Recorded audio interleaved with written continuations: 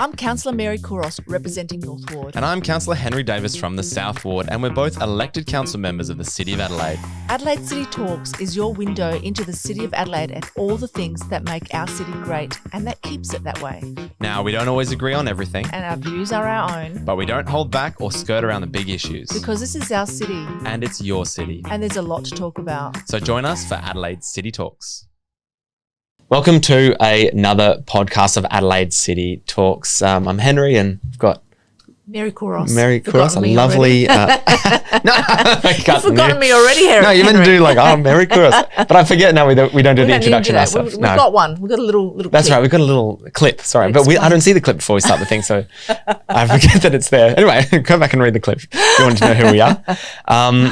So 9th of July, 2024, council meeting. This is our 20th podcast now, and I'm really enjoying doing them with you. It's a bit frustrating in council because you can't really speak about issues or things like that in a calm kind of way, I feel, because I feel like I'm getting talked over, or I'm getting kicked out, or how dare you ask a question, or it's not a relevant item, or whatever excuse there is. So I really enjoy being able to sit down with you after these things and debrief. You're not gagged here, Henry. You're not gagged. No, I'm not. You can speak freely. That's true. You can ask whatever question you like. Not sure if I can answer it, but what's the airborne velocity of an unladen swallow? We're not going to answer that.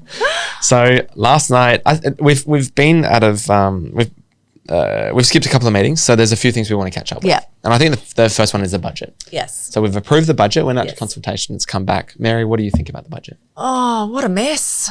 What a mess, Henry. First of all, the whole process was a schmozzle. We had a budget that went out for consultation, asking administration to find $3.2 million worth of cuts. And the budget didn't even specify where those cuts were, because this was done while it was out for consultation. So we weren't being transparent to our ratepayers. It almost feels like we were telling them what we're doing. We're not inviting them in the journey of what we are doing.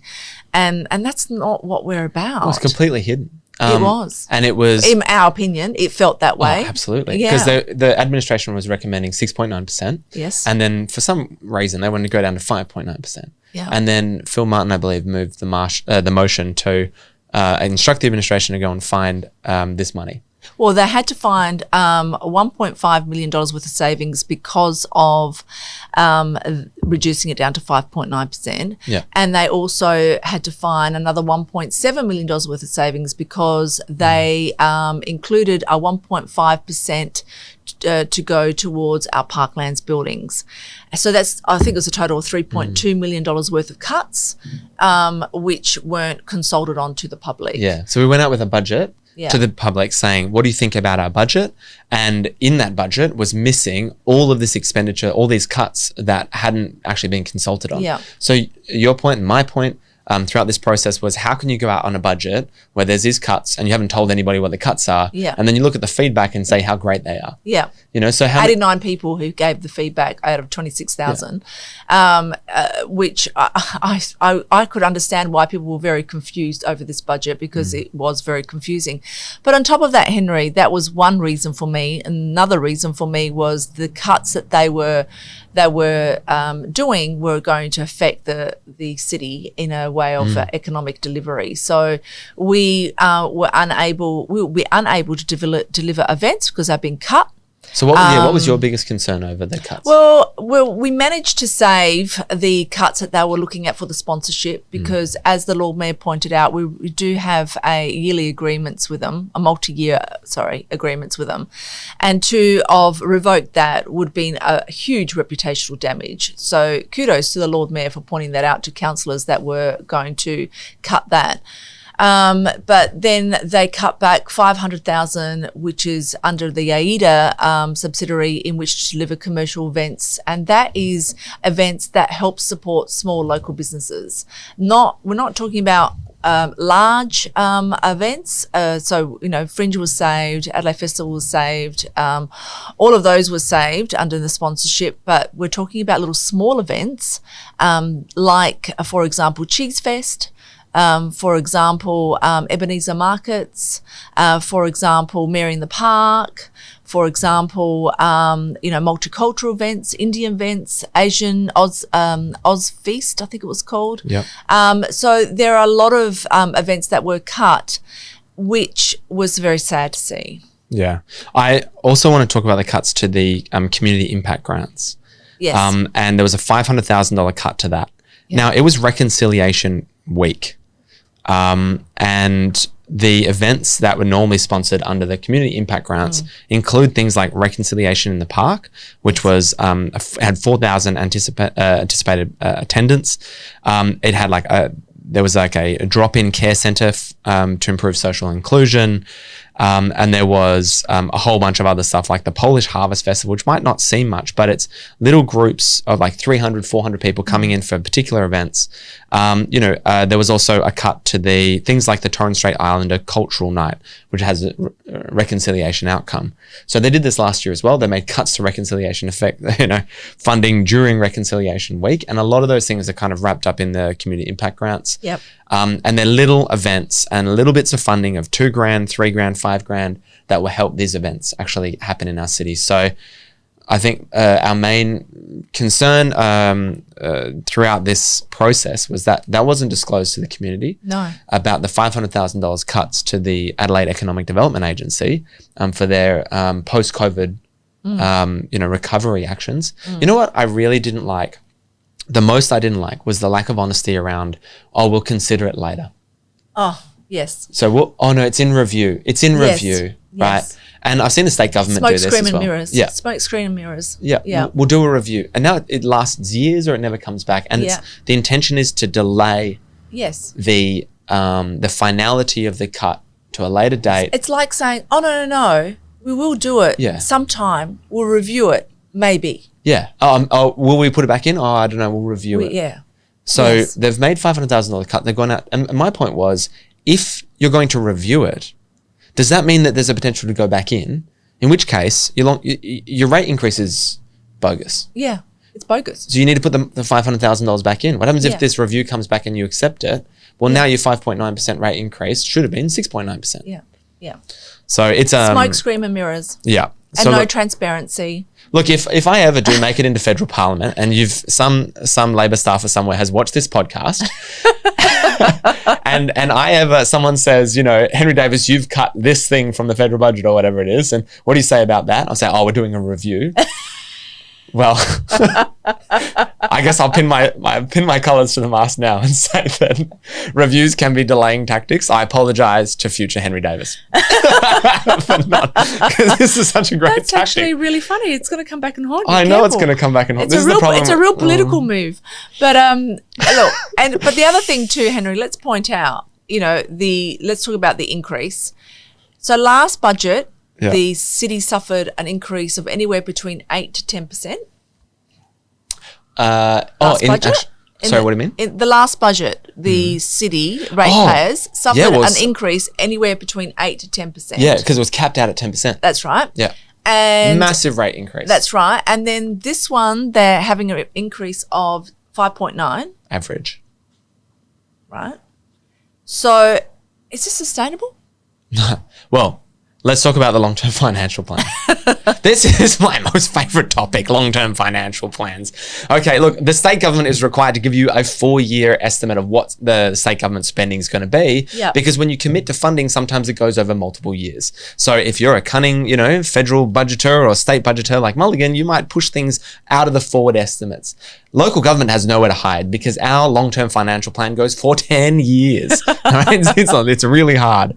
But it sets out all these major expenditure. Yeah. Now, the massive issue that the City of Adelaide has around its long-term financial plan is that on the 21st of May, 2024, the administration came back to us with a revised long-term financial plan that showed borrowings increased by $107 million.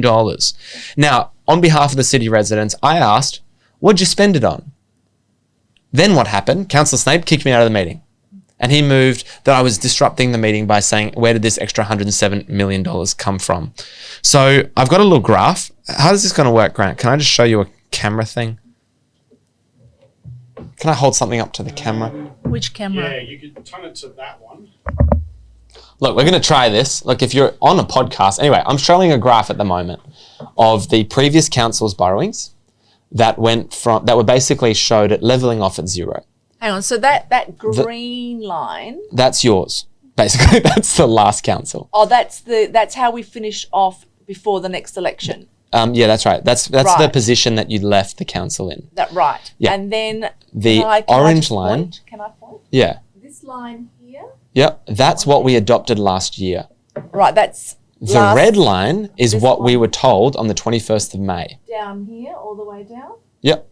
Okay. So the difference is what I was asking about, is where does this increased debt come from? So if you, but you were told, Henry, that we're going to be we're going to do a review. We're having a discussion in a couple of weeks' time after the budget. Which is I think coming up in a couple of weeks, where we're going to talk about the long-term financial plan. Oh, that's so great! And I can't wait. And where we're going to talk about how we're going to jig these figures to make it look good. Councils should go out to community consultation on their budget and their long-term financial plan, because we're committing money to spend. But not legally, under the legislation. Yeah, it's a real problem. You don't have to, because you've got until August, right? Yep. To actually have your long-term financial plan sorted. Yeah, and that's most the experience that I have in local government. We've always gone out with the budget and the long-term financial plan, so you can see the two. Burnside is proposing a 14% rate increase, and they told their community about it, because in their long-term financial plan, their asset management plans massively increased. So as they went out to the budget, they said, we need to increase your council rates by 14% in order to deliver this much debt in 10 years' time. We separate the two, and that's a massive problem. And then now we're going to conduct a review, or we're going to discuss it in future. But without discussing it, the administration have gone from our adopted long-term financial plan being $208 million in debt by 2033 to now $315 million in debt. And if you look at that graph, it's not a bell graph where it tapers off. It just plows on through. So there's no recovery mechanism. And that's my biggest issue. And I'm warning the City of Adelaide that this is a real problem based on their current level of expenditure. Well, that's what we're here to do, aren't we? We're here to hold them accountable. We're not, that's our job. Yeah. And our job is to have these discussions that people don't like having. And we need to, we need to be like honest having is an understatement. and transparent. Yeah. And why wouldn't you answer that question? Like I went to the committee meeting on the 21st of May, and I said, how do we get this debt? And then the chair, Mark Siebentritt, goes, oh, well, it's, we have 2 years of good data and 8 years of bad data. So we're expected, and the administration and our admin team are expecting $315 million. In the report, it warns that we're not financially sustainable. It warns that. So what do you reckon? But apparently... What do you reckon, Henry? Another rate rise next I think budget? My calculation is, and let me set it out, $315 million over the next 10 years. Yeah. 315 divided by 10. That's how much money we've got to find every single year to reach a zero position. It's $30.1 million a year. Where are we going to find that? Well, our rate revenue every year is about $120 million from our ratepayers. $30 million is 1/4 of our rate revenue. That's 25% plus CPI of around 5%. That's a 30% rate rise every single year. And that carries through. And that's not what you're proposing. No, I don't want a 30% rate increase. So Henry, let's talk about you, because that's how you view the world, that's right? my least favourite topic. You are a tax lawyer. I am a tax lawyer. And when you look at figures, you view them in a particular way. It's like an art form for you, right? Yeah. And you are viewing it in a way of, if this is what administration is saying our debt will be in 10 years' time, then in order to ensure that we're debt-free at that point, to deliver all that we want to deliver in that 10-year period, then you're looking at a rate rise of 30% per annum. Yeah, well, sorry, in the first year, right now. Right. And then that carries through. What, 30% each time? No, just a one-off 30% increase. Right. To increase our current but how do you income by 25%. know that they're not going to increase it incrementally over the 10 years? That's what they're going to propose. Well, then we don't pay down the debt. So if you incrementally increase it by 5 or 10% per year, so over the next 3 years, right, they could increase it by 10% per year plus CPI. So that's a 15% rate increase probably over the next 3 years. But what I'm suggesting is right now we need a 25% rate increase plus CPI to meet the current and pay down the current debt. But Henry, that's not sustainable. No. Well, there is no way that our ratepayers in the City of Adelaide, residents and businesses, in this tough climate, we are got cost of living pressures. We've got cost of doing business pressures. We've got businesses that are closing and trying to open again and reinvent themselves. Which for every one that we're losing. No, how many are we losing? How many businesses are we losing each? I've lost count. The vacancy rate, I think, on Hindley Street is what, like 20%? Our vacancy rate across the city is 19.3%, so the highest in the nation. 20% vacancy rate. Yeah, we've got businesses closing. That is not sustainable. No, and that's going to actually reduce our income. Because the way I've talked about this so many times, the way our rate structure works, it reduces our income. So what I'm saying is I am saying that this budget is on fire. The other thing is that even if we had a 30% rate increase, it still doesn't, that would probably solve the problem. But the problem at the moment is the debt continues to rise and rise and rise. And we've got 2 massive new expenditures on the table to increase that debt even further. So what makes a bet that when we start talking about the long-term financial plan, all these things you are going to find that they're going to turn around and say, no, our debt will be less in 10 years' time? Well, that'd be great. But you show me how. Because if you want to go out with the street renewals of 100%, right, of maintenance upgrades for footpaths, if you want to go and spend all this money on main streets and all this, on the weir and the bridge and all these significant expenditures, that's great. But who's paying for it? What's your strategy? And how much money are you committing to it? And I moved a motion in council, which was an alternative motion, to actually go and get the reports we need to actually understand what all these things are. But, last night we saw 2 master plans come in for I don't know how many dollars. So the Light Square upgrade. The Light Square upgrade, the master plan option A, which is the one that everyone was pinning for, will be about 30 million. No way. Yeah, it would be no change out of 30 million. Now we're going out to consultation. No, what we've asked administration to do is come back and give us a strategy on implementing the master plan in stages. No, who cares about stages? That's the cost. That's the cost of the thing to implement it. Over 10 years, 5 years, 1 year, who cares? Yeah. That's how much it's going to cost. What's the rate increase? And when we go out to consultation, we need to say to all the residents in the city, hey, if it's surely not $30 million. Well, you think about it. You're not going to get much. We're moving a major road and everything. You're not. You've got an amphitheatre in it. You've got closing a road. You've got extending the parklands. Okay. In order to pay for that, you've got trees. You've got more infrastructure on that. You can't tell me you're going to get much change out of 5-10 million. Well, I mean, it's not going to happen. We should be going to the residents and our ratepayers and saying, if you want this to happen, and it's going to cost you $30 million, we will put on a Light Square levy of, let me quickly do the math, 4% over the next 10 years. So we're going to increase rates right now by 4.4%. I think that's what it is, to pay for a $30 million worth of debt, including interest. The guess is with interest. Or alternatively, let's increase rate by 25% for 1 year. Let's have a 1 year levy of 25% rate increase to pay for Light Square. And then it goes back down by 25%. That's what we should be going out the consultation on. Well, we have asked administration to come back with some costings on it. So I just cannot. But it's going out to community consultation now. No, it's not. Oh, isn't it? No. What we asked administration to do is to come back with us with a figure, a costing, and to come back with us on implementing a strategy. Oh, I'm so sorry. Do it in stages. Oh, okay. Mea culpa. Yeah. So that's what we've asked administration to do. Great. So that's in the pipeline, and I'm all for it. You know what? But it's going to be more expensive to stage things. If you do a kitchen renovation, and if you have an outcome of this is what your kitchen would look like, then if the initial budget is $100,000, a staged approach to that kitchen upgrade is going to cost you a lot more. I say just do it in one go.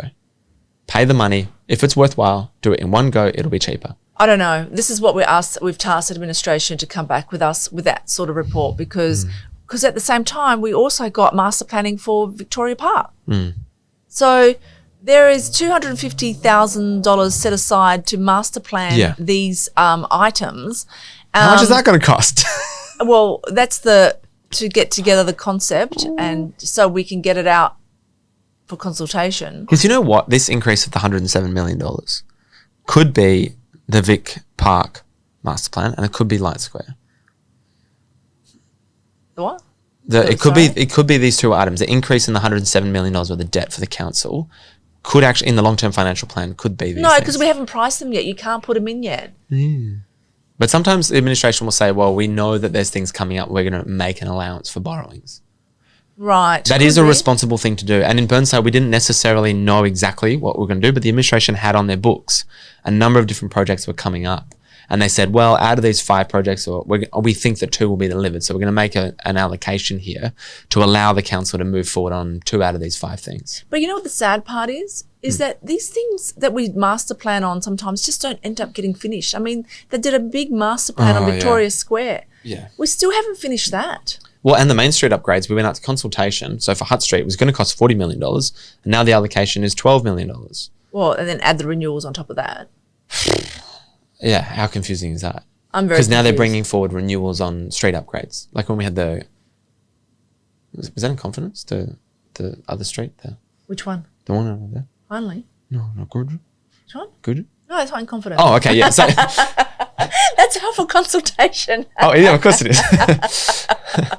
No, so We're we've having a rough day. got Guja, we've got Hutt, we've got I'm not really very Hindley, we've good at got this. Melbourne, and we've got O'Connell Street. They're the ones that are on our books and in the budget to actually start implementing. Now, can I make an argument against the staged approach Well, on LED lighting? So I asked some questions last night about LED lighting in the city, and I got some numbers back. Now, apparently, we own 70% of all the lights, and this is going to be spent to change and upgrade the lights in place over about 10 years. And every single year, they spend about $1.375 million. That gives us a like the annual cost of energy is about 1.16, and if we put in all of these upgrades immediately, our annual cost to implement it would be annual electricity cost would go down by about $400,000 a year. So my question is, well, if we're going to do this over 10 years, why don't we just do it now? Why don't we just do it immediately, go into debt now, and receive the savings from the light bulbs? And I did this in Burnside. We had a recommendation. It cost us $1.6 million, I believe, to go through and actually replace all the LED lights. The reduction in electricity was about $400,000, which is why I'm really confused about these figures, because the figures that I might be wrong. Please, if you're a greenie watching this, please fact check me. But my claim is that I reduced the council reduced their carbon emissions by 32% by changing their LEDs. Right, their tonnage, just by that one measure. And we paid that off in 4 years. So why isn't the council going ahead right now and replacing all the lights in the city to save a whole bunch of money on electricity? Because you need a directive. They need a directive. That's what you want them to do. You've got to be... Oh, that's a good point. So you're saying I should raise a motion? Yes. I did actually suggest to Mark Steventry that he could raise it because then it might get through the chamber. Maybe I'll have a crack. Have a crack. I'll have a crack and see what they say. Have a crack. I'll put that on the next agenda. It's all within our Why don't I ask them for a report? Strategic plan and our master planning, and we want to all a part of our strategy. Yeah. So because it's $13 million. That's what they're saying, is to replace all our LED lights. Because in Burnside, they're saying the cost per light is about $2,000. In Burnside, I think it was about $350. And they were smart technology ready. Anyway, I'll come back to it. Maybe you need to investigate it further. Yeah. Okay. So what else did we have, Henry, over the last couple of weeks and last night? Attendance. Oh. This is a farce, by the way. I think In Daily's going to do a story on it. So Councillor Martin last night asked for a very specific set of questions, which was basically from the strange dates of November the 1st, 2023 to June 30, 2024. So you mean to tell me he only asked for some specific dates? Yeah. And those dates, I think, do you think it's meant to embarrass me?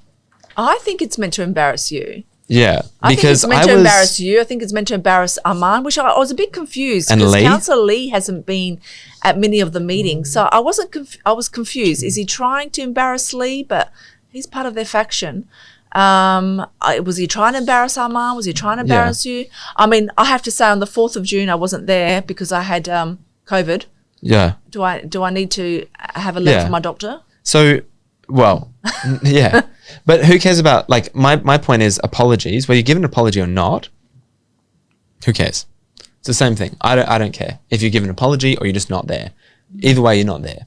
If you're on leave... You do know, before you go on explaining that, you do know the person who moved this motion is an ex-journalist and he knows what will prick their ears. And you know that the way it was worded, it was to dig for something about... I believe it's about you. Yeah. And fair enough, because, you know, like, they're coming after me. Yeah. And look, and I'm probably more high profile than your average bear. But my point to Indaly, and I'm really hoping Indaly will listen to this, and if you listen to the podcast, please listen to this. Go back. So if you take the council meetings and my attendance on that, then I have a 69% attendance rate. Oh. If you go back 4 months, that attendance rate goes massively up. Because like from the 1st of June for a financial year. From the 1st of July to the date that he specifically, 1st of November. So make the point that the reason why he asked the question in this particular way was you think it's because of me, because that is the time that you can maximize, or that is the least amount of attendance you could possibly get in that particular year, right? Right. But if you took it actually in a financial year, I'm gonna send through the figures I'm gonna quickly do the math. But if you go back for the last few meetings, then my attendance rate goes well up again. Yeah. So have a look at the way that they're trying to essentially bully me. Yeah. If you think it is, I mean, I'll look at that and go, meh, I don't really care, because I was on a holiday. But people do care because they want to know that their councillor is representing them. Yeah, but councillors also need to go on a holiday. If between 1st of July to the 1st of November, your attendance was 90%, did you say? Yeah. All right. And then between 1st of November to the end of June, your attendance was, what, 70%? Sorry, from 1 November... Sorry, in the financial year, I'm not sure, I'm just guessing. But it would be higher, it'd be much, much higher as a percentage than if you just took from 1 November to June 30. Okay, so where were you during the 1st of November to 30th of June? Well, I took a holiday, and I took an extended holiday, and I had some work commitments. Right. So I needed to go to Jakarta and have a look at the Western Marriott. We don't need to explain. I mean, so I'm happy to. Like, I'm significant. A significant amount of my work goes into a proposal where I'm building Adelaide's first skyscraper. I needed to travel to Indonesia to have a look at the way that Marriott's put Western's done over there. So we went on this to investigate that, and I took some leave. And also, like the last council meeting, I was at the gym and I twerked my back and I strained my whole back, and so I haven't been to the gym in like 3 weeks. I'm not sure if you can tell. So it's kind of like normal things. But if you take the full financial year, I also think that it's intended to embarrass some people who have children and young families at home. And I think it's also meant to... I know, because it details Armand has left a few of the meetings early. Yeah. And I know he normally leaves when he can see that it's about to wrap up, because the meetings do finish quite quickly because they speed through them. And not every item's the same. And no, and so I know that Armand strategically leaves to ensure that he's there for the bigger items, and then he leaves because he's got a young family. Yeah. This is what, going on to that, Henry, let's really talk about this, because we want to encourage as many people as possible to run for council, right? Do we? We want a diverse, we do. We want you know what, like going home last night, I was literally saying, maybe we don't. Like, if you're a sensible person, don't run for council.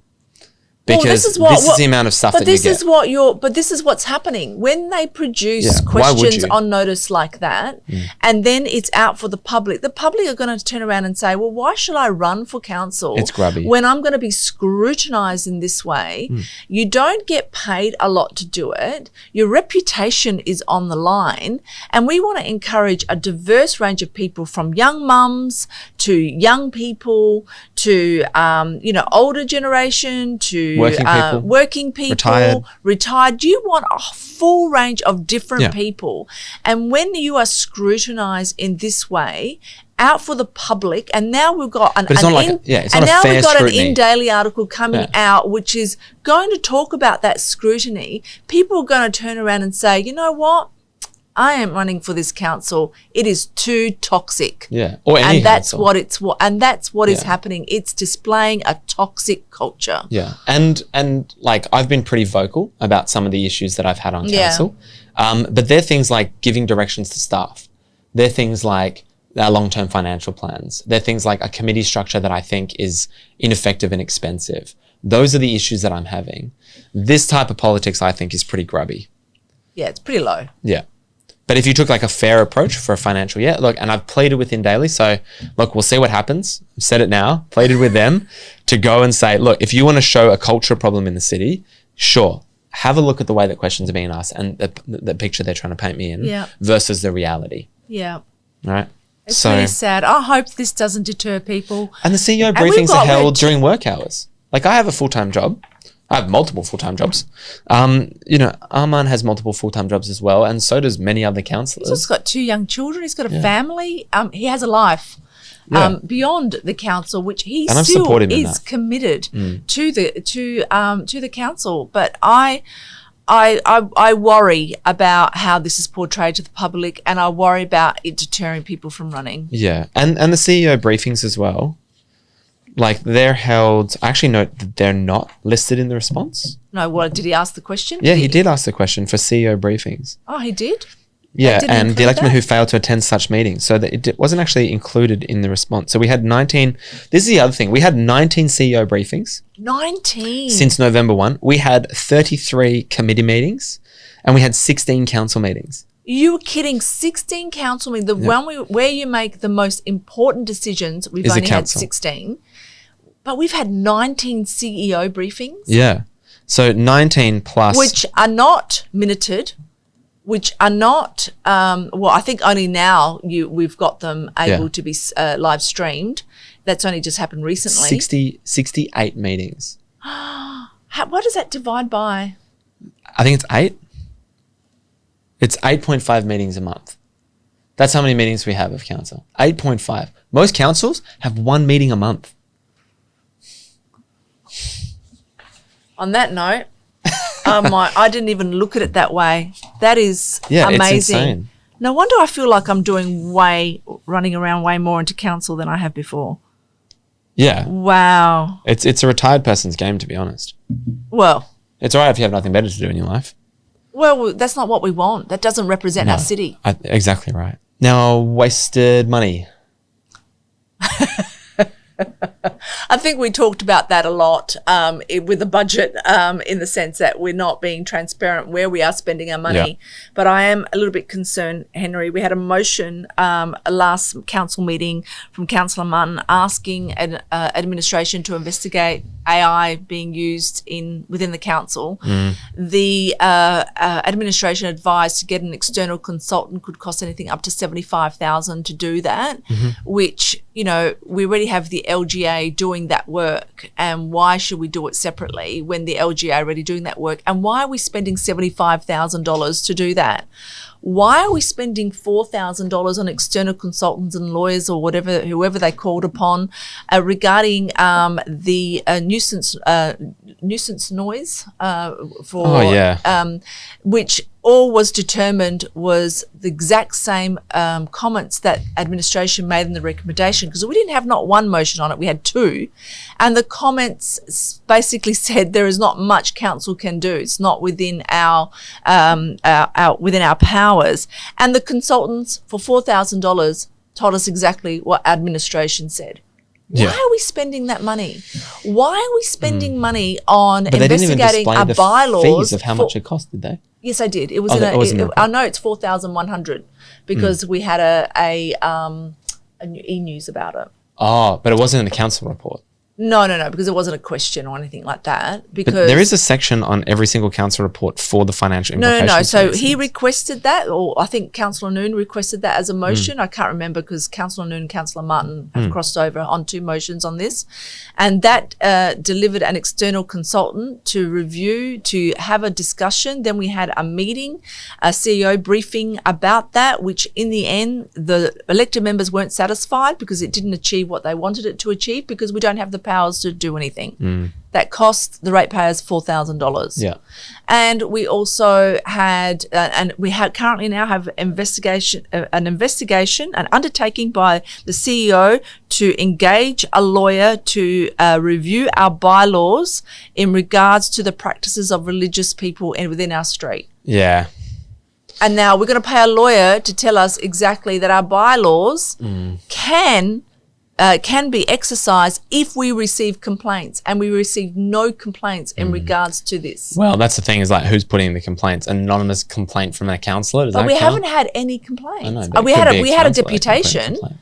but they've had no formal complaints. So I'm really concerned, Henry. Are we going down that road to appear as though, as a councillor, you're doing something, but at the end of the day, you're wasting taxpayers' money, ratepayers' money, right, on things that we've already resolved anyway? Yeah. Well, I mean, we've had an increase of debt by $315 million in our long-term financial plan compared to the last council meeting. We've been meeting more than ever. Yeah. So maybe the more you meet, the more money you spend. Well, maybe that's Definitely what not it is. saving money. Well, we're spending a lot of money on the chairs on the committees. Yeah. So we're spending a lot of money for this governance, new government. Wasn't it almost $8,000 over the term? It's $7,500, and over the term it's $115,000 total. Oh, over the term it's an extra $115,000. That's correct. Yeah. That's correct. It's $7,500 times 16. Yeah, correct. So $115,000 is being spent on our new committee structure. Wow. Yeah, it's a lot. That's a lot. And that's not even, is that including all the special meetings on top? Does a chair get paid extra when we have a special? No, they don't. No, they just get a fixed fee. You sure? So their argument holds true in terms of what I've tried to do is go per meeting cost. There's about 10 committee meetings a year. Right. And so they get paid $750 each committee for $7,500. Their argument is they do all this extra work, but every councillor is obligated to read the agendas. So that's, what we extra should work be. do they do? Well, that's the thing. I was chair of the infrastructure. I didn't do any extra work. I'm happy to chair every single committee for free and direct traffic. That's all it is. You know what the best way for them to get me to be quiet is to make me the chair, and you have to be on your best behavior as chair, because your job is not to persuade anyone or enter into debate. It's just direct traffic. And I do that really well. So once you're the speaker, take it out of the chamber. That's my well, as a recommendation person that chaired the infrastructure committee and resigned from it because I could not fathom the expense that was. How much extra? But all I did was had a pre-meeting with administration about the meeting that we're going to be having. I had to read the papers like everybody else. Yeah. Nothing different. I can't tell them what to change and what to put in. That's not my job. Well, that would be illegal. Well, there's a specific provision in the Local Government Act that bans or says that a councillor shall not instruct a member of the administration in the conduct of their duties. Yeah. What? Lord Mayor mentions 33 King William Road needs to be upgraded in a workshop, and all of a sudden now our budget includes a $33 million provision for it without any consultation, without any budget report, without anything. I don't know. Look, I'm critical of that. That got scrapped. Yeah. And immediately when I point out, hey, excuse me, where did $33 million worth of spending come from as now a headline figure because the Lord Mayor said, King William is looking a little bit scrappy. Oh, $33 million? You joking? No wonder I have a problem with some of the things going. I'm ripping my hair out. And look, I don't want to end up bald. I mean... Well, I feel like I'm thinning a little bit already here. I don't need any more. I'm going grey, Mary. All right. Well, look. It happens. Grant, you getting this? You getting this? It happens. Well, that's a wrap up, I think. Cool. And see you next time, Henry. All right. See you. Bye. Bye.